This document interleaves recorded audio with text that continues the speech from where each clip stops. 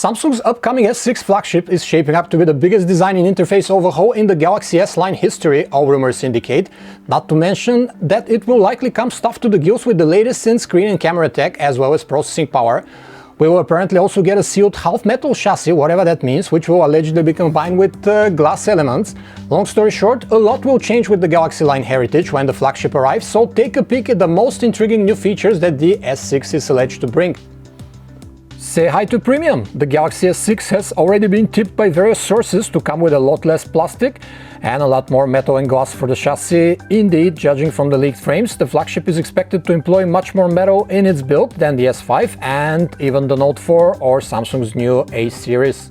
The rumored dual-edge display for the Galaxy S6 Edge version with side-sloping panel might be more understated than the Note Edge solution.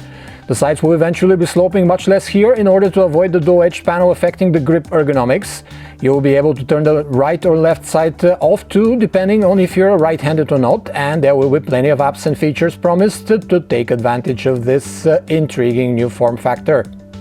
Apparently, Samsung will follow in the footsteps of Apple, Meizu and Huawei, introducing a touch-based fingerprint sensor instead of the cumbersome swipe one it currently uses. The home button, however, is allegedly going to be larger so that you can more comfortably use its touch-based finger recognition function.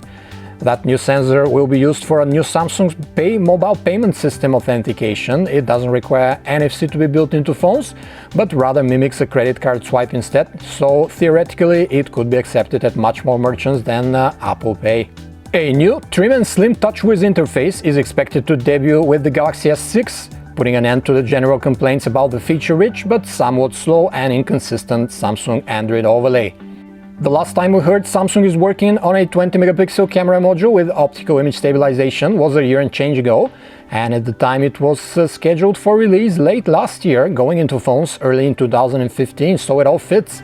LG, after all, boasted a 20-megapixel OIS module of its own, and Samsung doesn't want to be left behind, it seems. Galaxy S6 is set to come with Exynos 7420 built on 14nm process, which might be paired with the Category 9 LTE modem, allowing for amazing top downlink speeds.